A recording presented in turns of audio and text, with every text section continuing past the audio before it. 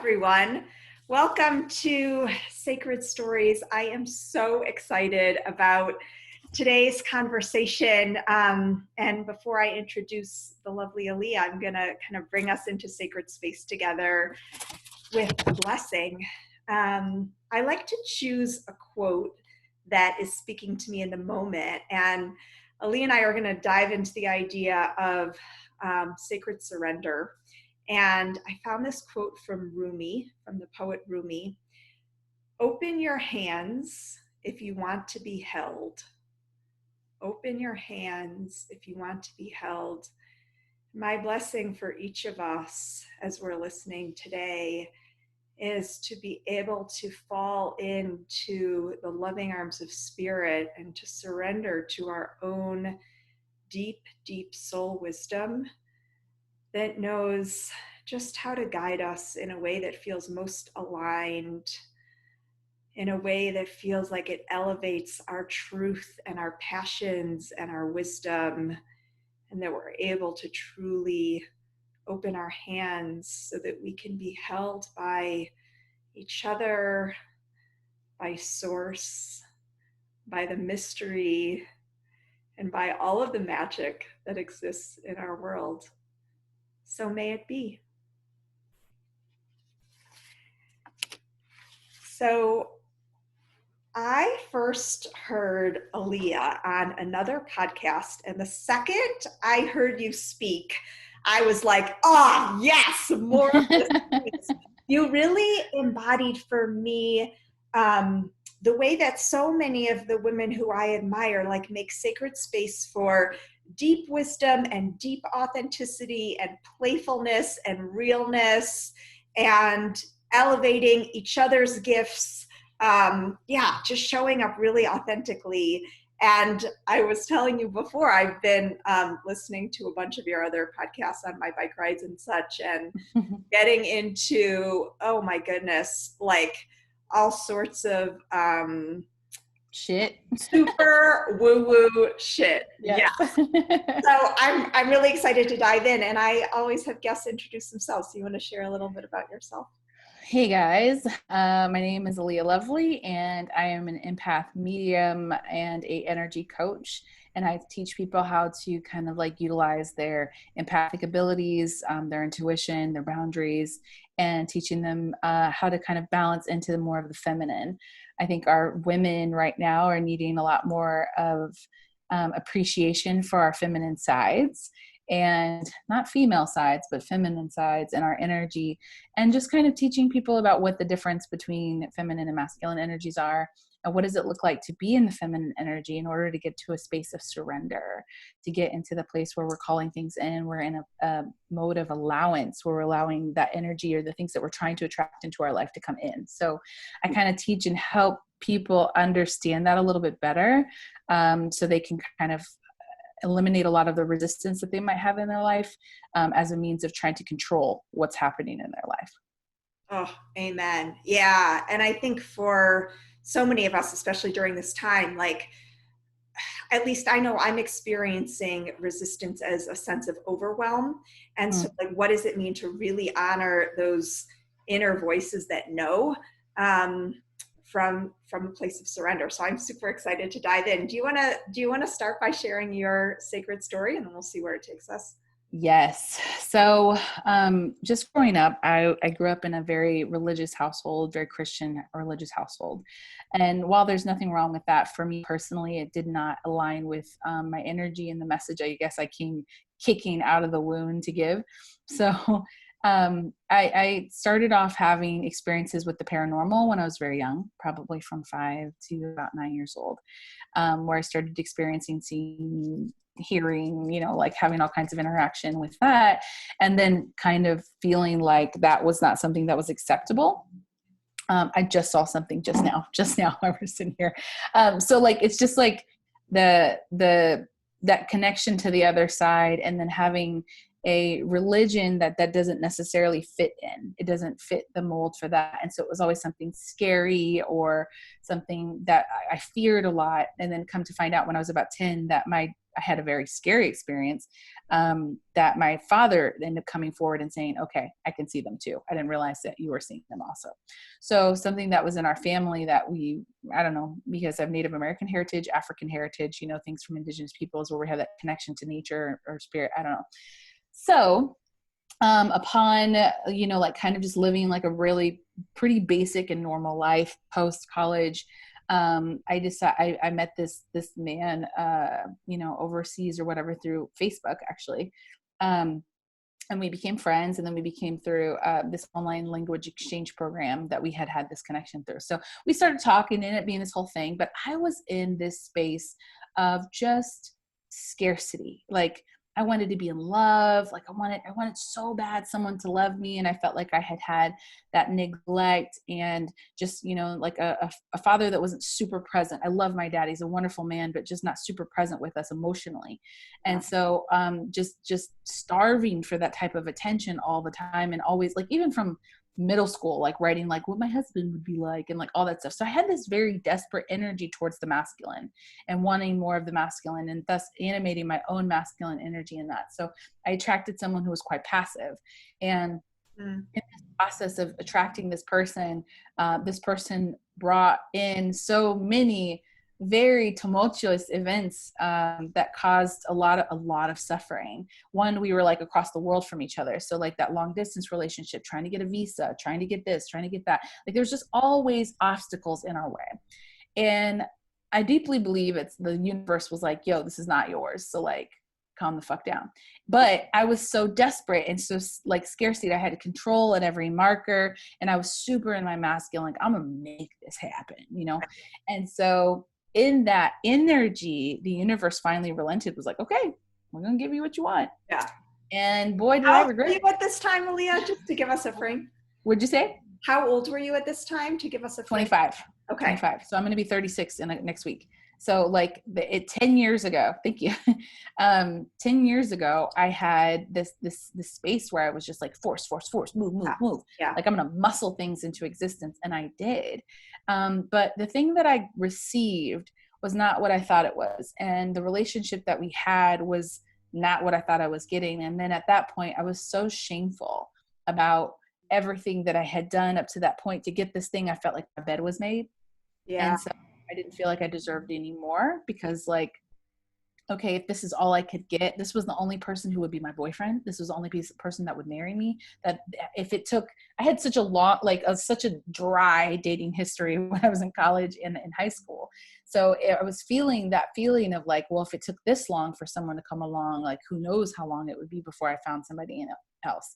So I felt that settling because I was still in that control mode. I wouldn't surrender to what was going on. Yeah. So, yeah, I love this so much. I want to just like pause for 2 seconds and say I identify so much. I think about, I also was a bit of like a late bloomer in terms of the relationship department. And such a powerful realization of wanting a relationship to fill a wound versus like showing up in our fullness as a equal partner. So yeah, I identify so much with that. 100%. So what I ended up doing, because I was such an empathic person anyway, is attracting someone who was quite narcissistic. And I don't know if he is like by definition a narcissist, but like someone who had enough wounds and insecurities that he would operate as one.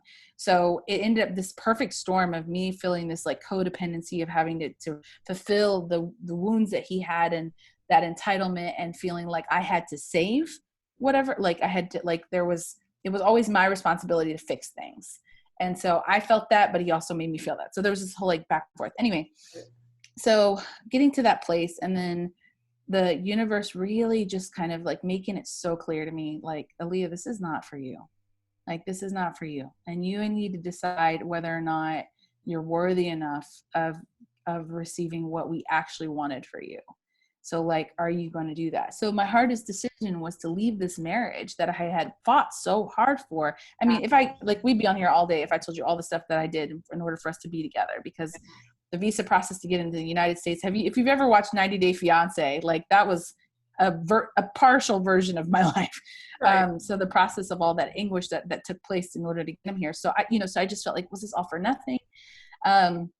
Anyway, so at some point I'd gone to Grand Cayman. I'd gone for a work job that I had. I'm also a photographer. So went there and I sat in the water, and the water is the place of my reprieve. That is where I connect to spirit and connect to nature. And like, I'm a Cancer, so duh, like just water is like my I was whole going to thing. say you're a Cancer. There you go. Yes. So I was in the water and I was just kind of like floating in this bay, watching the sunset. My friend was nearby, kind of sunbathing.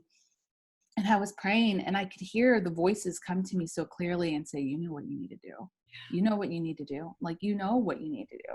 You need, like, basically telling me I needed to leave this marriage. And I'm like, I don't know if I can do it. You know, I don't know if I'm strong enough. I don't know, blah, blah, blah.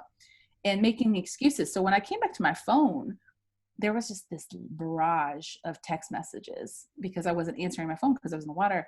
Where are you at? What are you doing? Who are you with? Da, da, da, da, you know, whatever. And it was just this toxicity of that partner's insecurities like coming on me because I didn't have my phone nearby. Yeah. And I was like, okay, I know what I need to do. I know what I need to do. And it was really painful. Like, it was really kind of just like that reckoning of knowing like, okay, this thing really needs to end and I'm not sure how to do it. And so what I ended up doing was like telling all of my friends first, you know, like, okay, this is what I'm going to do to garner accountability. Cause I had already come to that conclusion years before, but I just couldn't do it. Yeah. Anyway, finally asked for the divorce, asked for the separation, had all that happen. And it was probably one of the hardest things I had to do, like to experience that level of pain. And the process of what that took in order to separate was a lot. So in that catalyst, we'll call it, the universe brought me so many lessons during that time because I went back into control mode. I went back into, okay, I don't have my safety. I don't have my security. What am I going to do? Yeah. Having to live, we were living in New York at the time. So like trying to afford rent by yourself now and having to move into another place and just having one thing after another happen, losing a job, losing an apartment, being homeless. Like, I wasn't actually homeless, but like losing my apartment and then having to find a new place to live. And like, it was just so much work all the time. And then to the point of like really hearing my first guide, who I call Karen. And it's funny now because people are calling Karen the whole woman who goes to the manager, but I just thought it was funny at the time. So me having this guide come to me and tell me, this is what she audibly said. I was in Italy shooting a wedding and I was laying in the Adriatic Sea and I was just like floating above, I don't know, maybe 50 feet above water. Like, it's clear all the way down at the bottom. And it was this most beautiful, peaceful scenery. And I asked my guides and said, what do I need to hear? Because at this point I was so defeated.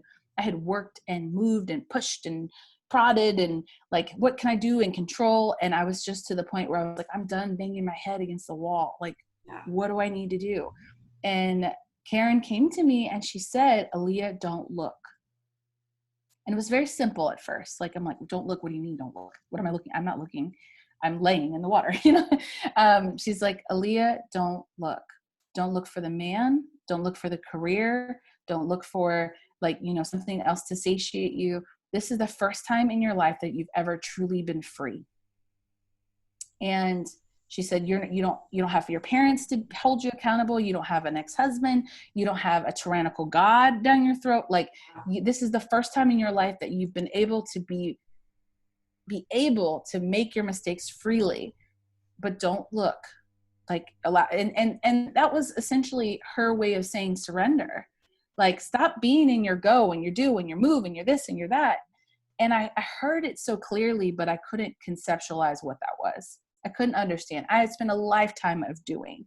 I built a business by myself. I came out of a very poor family. Like, I had suddenly had all these jobs. I was shooting all over the world. I had made this name for myself.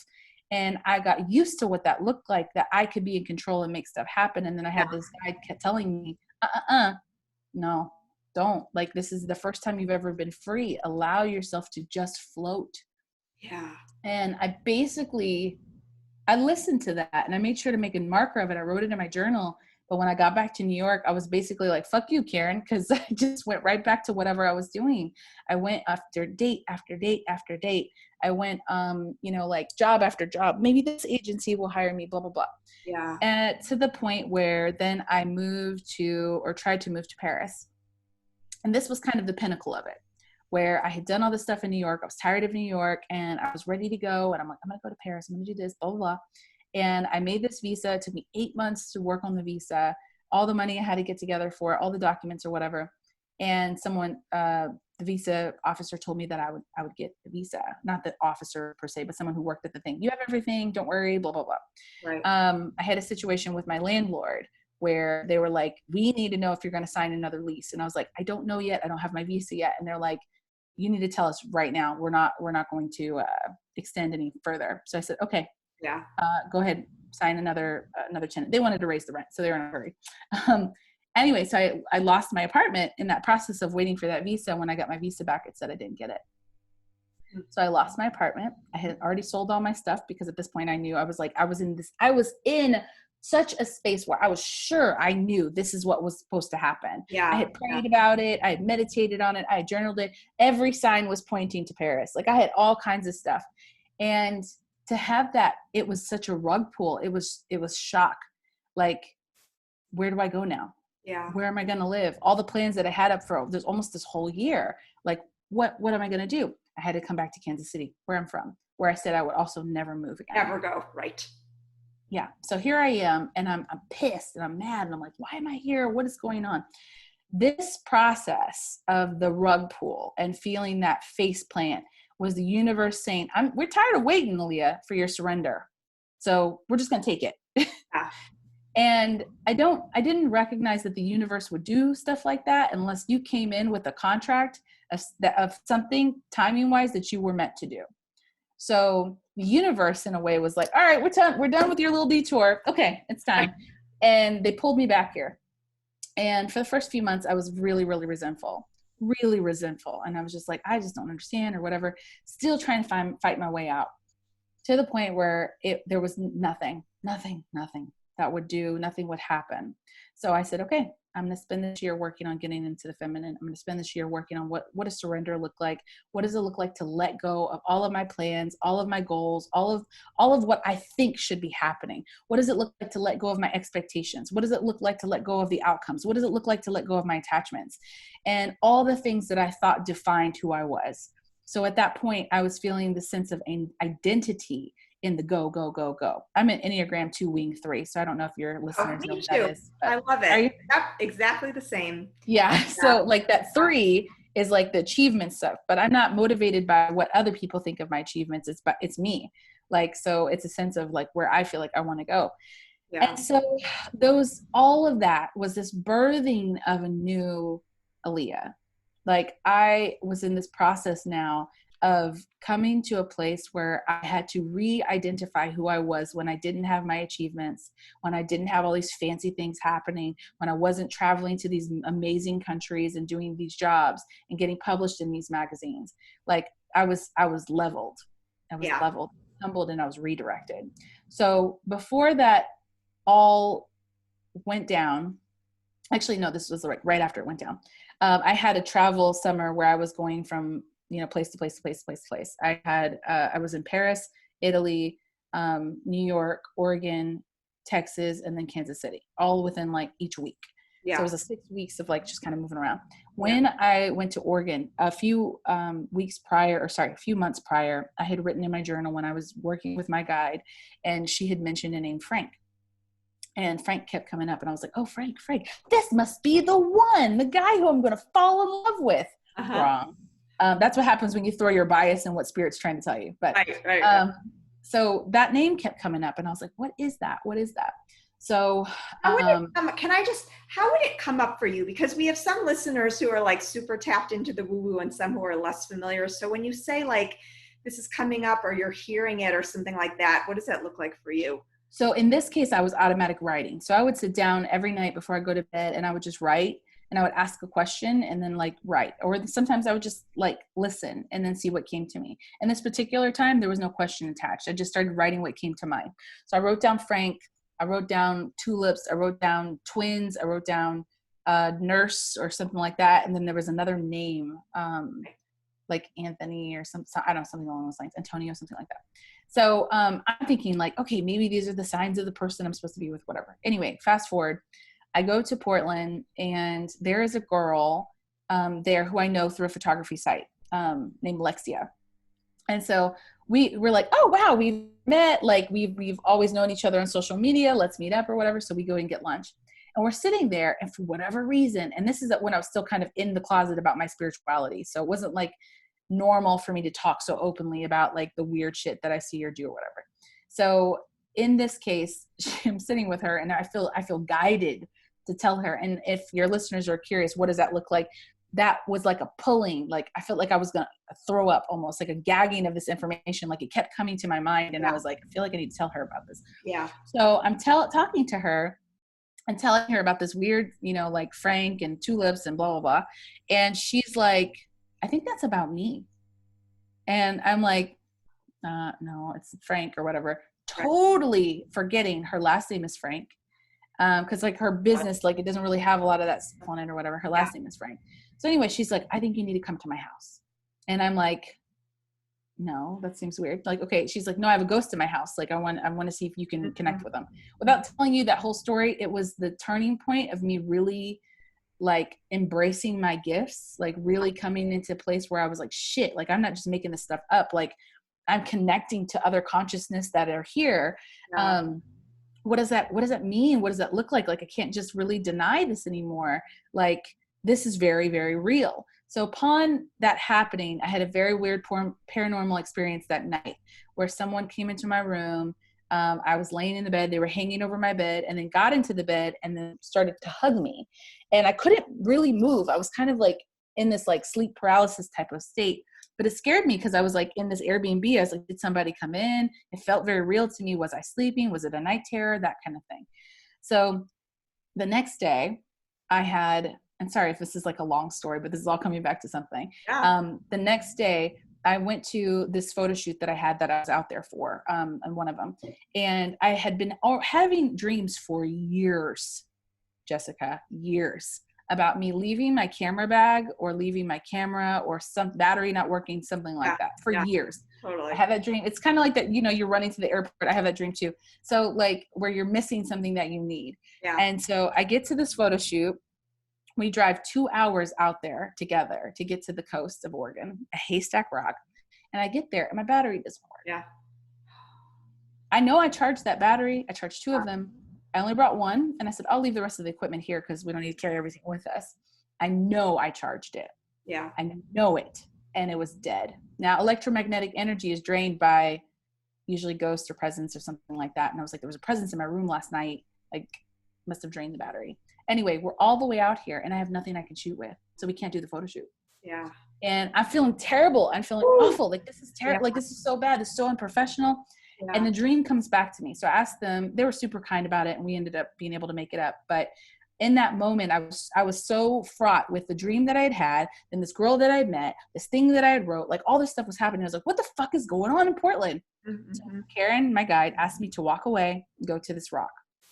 I climb up to the rock. Hear this like inner and outer voice. Like, how does Karen? Yeah, it's inner. Karen's voice is inner. Sometimes when ancestors come through, it's outer. Like I can hear it, like someone's standing behind me. Right. Hers is inner, as if I'm hearing myself. It's probably my higher self, to be honest. But it feels better to personify her outside of that.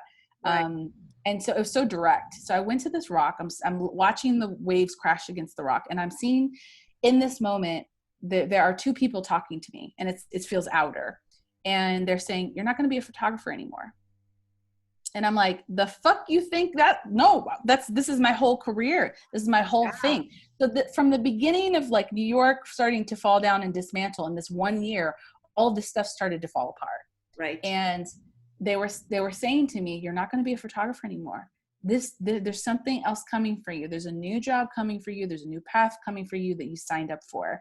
And for me, I was like, what does that even mean? Like, when, like, what else would I do? I'm not good at anything else. And still fearing like, okay, I don't know what's going to happen to me. I don't know what's going to be next. So that was in June. I started my podcast in October. And so not even having any idea or clue like what it was, but it was as a means of my deep surrender and saying, okay, all right, like, where are you taking me? Where are you moving me? Like, I'm going to let you drive, because Yeah. I was so used to driving for so long. Like, we get desires and outcomes and things that we want to happen in our heads, and we get so attached to them. But when the universe knows that there's something better for us, something higher for us, there's no way for us to ever really be able to predict what that is if we've never experienced it before. So we can only manifest our past version of what we think will make us happy. But in reality, when we let go of those expectations and those outcomes, we allow the universe to let us float to wherever it is that we need to go without resistance. Mhm. Like, you might have catalysts that come in that help you grow and strengthen you, but the resistance that we feel is us fighting against what it is that the universe is trying to give us that's in our highest good. So at least that's what I believe. And so I saw it happening. I got a full 2 years of full on punch in the face, like, hey, we're trying to push you this way. And I'm going, no, no, no, no, no. I Right. have this plan and I want to go this way. And this is who I'm meant to be with, you know? Yeah. There was a man. I was just like, I know this is the one. I know this is the guy. Now we had definitely like soulmate karmic energy. And I wrote a book out of that situation that we had with each other. So that there was some purpose that we were supposed to interact with each other, but I wouldn't let it go. Yeah. I had to be, I was so clinged to what I thought was supposed to happen. Even with the deep guiding and intuition and how tuned in I am, like, I still made massive mistakes on being able to read what it was that the universe was trying to tell me, because I was so committed to my own expectation that I was willing to make any of those signs point to what I wanted. That's where all the resistance came from. Yeah. Yeah. So I want to, oh God, there's so many like juicy follow-up questions from that, but I want to follow up with what you just said. So, well, two questions. One is, how do we discern between instances when we feel like we are getting really strong messages? Like you said, the universe was giving you this and this and this and this about going to Paris, or connecting with this one particular person where it felt like a hell yes, you know? Mhm. And I've had those too, where I had such a strong sense of my destiny with a particular person, right? Um, versus like feeling like we're getting a sign, and so trying to honor that versus saying, okay, maybe I'm grasping or clinging here, Mhm. um, and this is instead an opportunity for growth or surrender. Like, do you have a way of Yeah. telling the difference? Well, first off, the delineation between the two is it is difficult because, and this is why, we always assume that if the universe, and we take the universe's guidance and it doesn't turn out the way that we think it should, that then it was wrong. So let me say that again, because when we think, like, perhaps imagine in my scenario that the universe was pointing me to Paris, and then Paris, I didn't get my visa. I assumed that I read the sign wrong. Right. However, the guidance that I got afterwards was saying, we had to guide you towards this thing, otherwise you would have never left New York. Yeah. Yeah. And I thought, that seems like a trickster to me. You're fucking my life up, you know? But in reality, like, it was in my highest good. It was always in my highest good. It's whether or not, like, the how hard we fall is contingent upon us, because the universe may redirect us. We get to decide whether or not we're going to face plant, or whether or not we're going to take that motion or that guiding towards a different direction. For me, I know that a lot of people read their their intuition. They're actually reading their anxiety. So when our desires and our outcomes are coming from a place of fear or scarcity, I know it's this guy. I know it's him. Why? Because you can't imagine it with anybody else, or because you're in a space right now where you're wounded and you're feeling hurt, and this feels like the closest thing to it. So we have to kind of like measure sometimes where we're at, where we're reading from, because it's not necessarily are we getting messages from the universe or not. I believe that we're always getting messages from the universe. I think the way that we read them depends and is contingent upon the wounding that we're operating out of. So currently, for me, I've been doing a shit ton of shadow work, and it makes it a lot easier for me to read what's intuition versus what's my anxiety.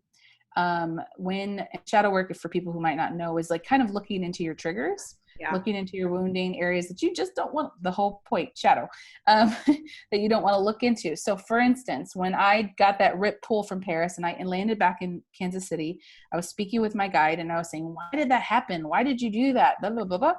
And my guide was like, Alea, what was the real reason you wanted to move to Paris? This is shadow work, by the way. Yeah. And I'm like, because I wanted to learn French and it would be fun and it's cultural and blah, blah, blah. And she's like, okay, don't lie to me. What's the real reason you wanted to move to Paris? And I knew, it's in my gut, that like I thought that it would be easier to find love there. Yeah. I thought that because I was having such a hard time dating in New York and things were so tumultuous and difficult, I had a good time. Like, I love Paris. I was going to Paris for work about 3 times a year. And I was thinking that if I'm here, things will be better. This will fix my problem. And out of that scarcity mindset, I made this decision to move because I thought, well, in the land of love where men are super ooh la la, you know, like maybe I was going to have a better chance there in an area where I was valued higher than I was here in America. Yeah. So my guide asked me and said, if you didn't have a husband or a child in the next 4 years, would you have felt like it was a mistake? And that was a huge like question, because I was like, shit, that really shows the motivation behind my guiding, because I was like, yeah, I would be pissed, because like the whole point is it's supposed to be easier. I don't wait till I'm 40 for this thing to happen. Yeah. So Intention. that was a good way for me to be able to see where my intention was versus like me being able to read what it was actually trying to be told to me. I knew that I was supposed to come back to Kansas City. When everything was going really, really difficultly in New York, I was like, there's no fucking way I'm going back home. No way. I will suffer here out of pride than to come back running, you know, with my tail between my legs, so to speak. That's how I felt about it. And then I got back here, and then guess what happened? The next year, so this was 2018, 2019, I'm like, okay, cool. I'm going to go on a remote year, like still having done the shadow work, but repeating similar patterns, going back to what I thought would make me happy. I go on this travel year because I knew I'm supposed to meet my soulmate in 2020. Like, I knew it. Yeah. And like, I thought, okay, this is the way I go and find him. So guess what happens? I get to Bali, I go to France, and COVID hits. I have almost the same scenario where I come back, where I'd already moved my stuff out. I'd already done this, I had to find an apartment again, like the whole thing. And I got back here and I said, all right, I see you, universe. I see these patterns. I see what I keep doing. All right, I'm going to stay here for 2 to 3 years at minimum. I'm not going anywhere. Forget it. Fuck it. I'm done. And this will sound like defeat to some of your listeners. It will sound like you gave up on whatever your dream was. And I said, okay, you get to drive. I'm done. I'm over it. A month later, I meet who I consider now my soulmate. Someone in energy that matches his birthday's the day after mine. Like, there's so many things that about this person that I'm like, it's old soul energy. It is like, there is something that's so beautiful there that it's just easy. But I wouldn't have met him if I was still running and chasing, trying to get to that. Because I told myself, I'll never meet somebody in Kansas City. I'll never meet anybody here. Everybody likes to drink beer and they wear flannel, and like, you know, like there won't be somebody who's into weird spiritual stuff like I am. Right. And I find somebody who's almost, go ahead. Yeah. How did you know that it was not defeat, in your words, and that instead it was like a very important part of your journey? How did you know that? Well, the first time it happened, it was defeat. Absolutely. I was resentful. There was 6 months of just like me trying to get back to in a good space where I felt like I could trust the universe again. I stopped meditating.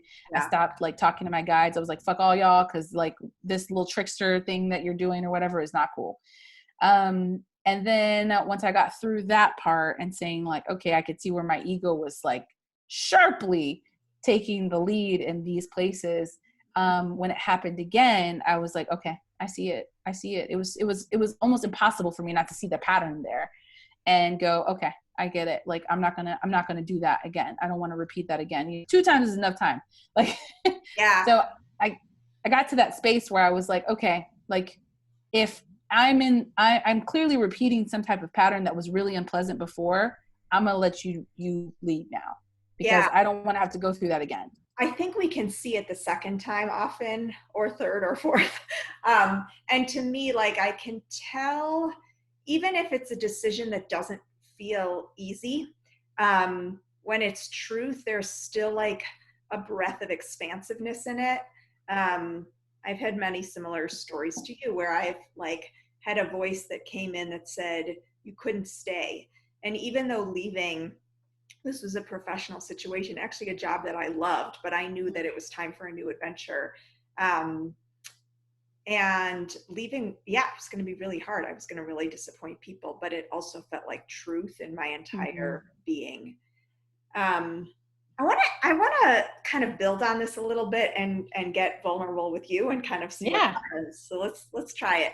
So I have like such a strong sense for my life of this vision of radical simplicity where Mm. I'm not doing a bazillion things, where I'm not on a bazillion devices, where I'm um, really aligned doing work that I love, but I'm not in the hustle. And I Yeah. feel like I'm prioritizing, you know, what's most important for me, which is deep connection and also like savoring the heck out of all of life's sweet moments, right? Like that Mm-hmm. feels so clear to me.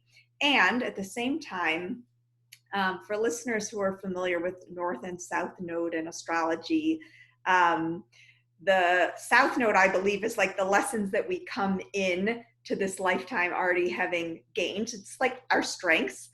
Mm-hmm. And the North is more like our struggles, what we're trying to learn. So for you, maybe part of that would be surrender, right? Or being Yeah. more in your feminine. Yeah.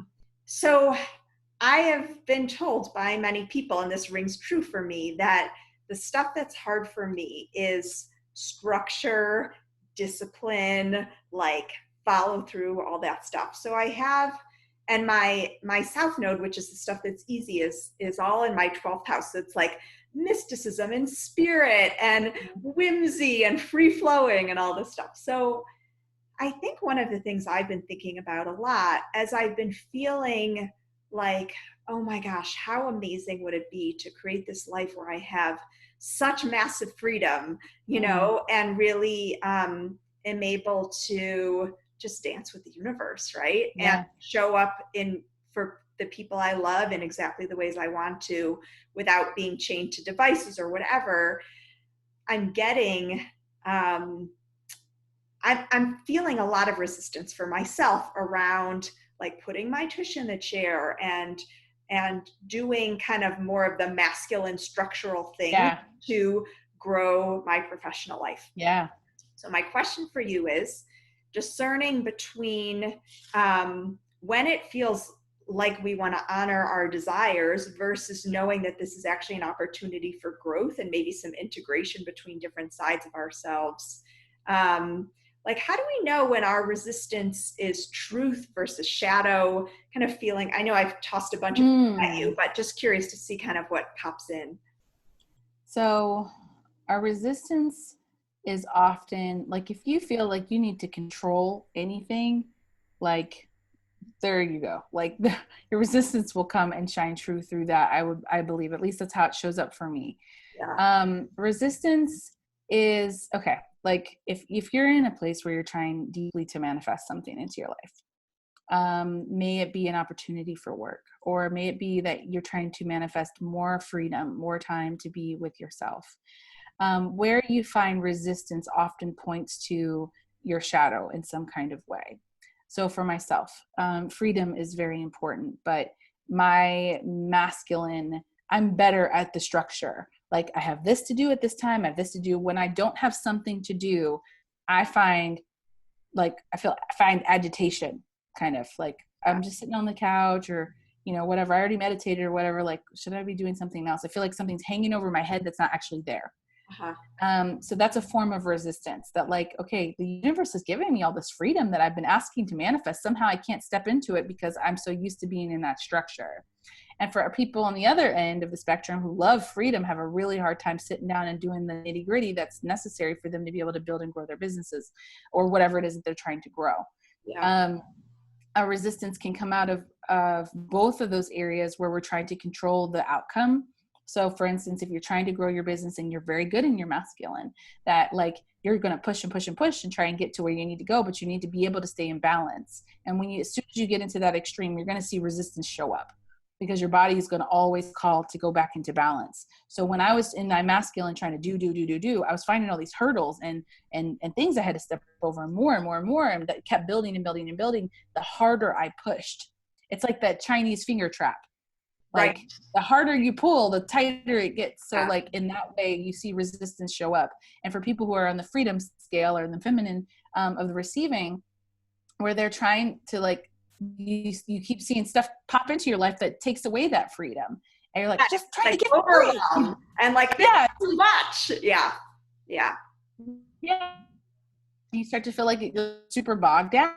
And I think that like ends of the scale. I hope that makes sense. Surrender on both ends of that scale is like, this is what we're doing now. Like, and I love that phrase because this is what we're doing now means is a pivot. So like when the universe is like, if you imagine a river and the current changes, the direction changes, where it changes, there could be a split, you decide which way to go. If you're paddling against the current, you're not going anywhere. So the universe, to me, for myself, says, take your paddle out of the water. Just take your paddle out of the water. Like, it doesn't take a lot of thought. It doesn't take a lot of like discernment even. It's take your paddle out of the water and see where the boat goes. And sometimes it will require action. Sometimes you'll need to put the what is it called? The oar back into the water. Yeah. But in a lot of times, if you feel like you're paddling upstream and you're finding that you're getting a lot of resistance in that water flow, take your paddle out of the water. Yeah. And so in that aspect, that's where I found like a lot of where things just started to flow towards me, to me, in me. Healing started to happen. We can even do that to ourselves when we're on our healing journey. It's not just achieving the external. Even internally, people are like, okay, I'm spiritual now. Let me consume all this information. Let me do this. I'm going to go to this healer and this, that, and at some point your healing stagnates and you're like, I'm not learning as much, or I don't feel like I'm getting closer. I can't hear my guides as good. And it's like, again, you've now stepped into the masculine energy for something that's deeply feminine. Yeah. Yeah. Like, in order to receive, you be in your feminine in order to receive intuition and connection to spirit. So if you're operating in that masculine energy, you're blocking your highest power and able to bring it in. So you just got to take your oar out of the water and allow for the universe to kind of pull and push you where you need to go. We have this very patriarchal type of energy that we've kind of grown up into, that progress is always valued so much more than inherent introspection or rest even. So we don't have what'd you say? Or receiving. Right. Yeah. It's always doing. So as our planet shifts into a more feminine vibration, COVID really helped with that because a lot of people had to stay inside, thus go inside and like deal with some of their shit, because they couldn't go and do anything. And I remember the first like month I was stirring, like, I feel like I can't, like what's going to happen? Because I couldn't understand the power of what it meant to be able to be in receiving, what it meant to be into introspection, what it meant to take my oar out of the water and surrender to what was happening now. And so like, as soon as I adopted that phrasing, like, this is what we're doing now, it kind of just took all the steam out of the, like, what we should have been doing, or what I wish I was doing, or I should have had this, or could have been here by now, that energy, which causes a lot of our resistance because we have an expectation of where we think we're supposed to go. And the water's just not going that way. Yeah. I love that. Universe, whatever path or river you got on, yeah, it's going somewhere else. Yeah. And I'm thinking about this in my case, and I think I'm actually like fairly unusual in terms of being so like just loving to dance in my feminine so much. But what I realized over the last really like 2 days is that all this work is now coming in for me. Like, I put it on my vision board. I had a deep download of like, honey, we're giving it to you. Like, we're giving it to you. So just receive it. Like, I had asked for, I'd asked for certain things and they were coming in. And so again, it was this understanding of like, okay, you don't have to fight against this. You can work in a way that feels aligned for you, but it's actually about saying like, yes, I'm going to receive all these opportunities. So I love kind of playing with the different ways to hold that depending on our own personality and our own wounding and all of that stuff. Yeah. When I was at the beginning of COVID, I was like, how am I going to make money? Because I'm a photographer primarily. I make money doing my energy coaching and stuff Yeah. like that, but I wasn't having like a ton of clients at the time. And so I was in this, like, how am I going to do anything? So I had a month where my finances were just in such a terrible space. Like I wasn't able to bring anything in. And Yeah. I just surrendered to that. I was like, all right, universe, like, I'm not going to do anything. I'm not going to try and muster up, or I'm not going to make a sale, or like try to get this client, or try to do this. Like I'm being taught how to surrender. So here I am. And I did. And I was like, I went like a whole month with a negative bank account. And Yeah. I was like, okay, like this is what we're doing now. I'm going to sit in this and rest that I could trust the universe. And it was like on a dime, like as the month changed, all this stuff, work started coming in, all these clients started coming in. Like I wake up every morning and I have something on my calendar. Like it has been incredible to see that I'm taken care of. But the universe was, I believe for myself, for my own wounding that I have in my tests, that they were saying, are you going to trust us when things get low, when things ebb and flow? Are you going to trust us? Are you going to go back into that masculine and go, I'm going to do and make it happen, blah, blah, blah, instead of trying to utilize my biggest strength, which is receiving? Yeah. So like Yes. allowing that to come in, and Yeah. that can only come via surrender. I love this so much, and I'm going to share something a therapist said to me once. It was vis-a-vis um, like relationship and grasping, too tightly to the other person. She Yeah. said, imagine you're on a beach and you want to pick up a handful of sand.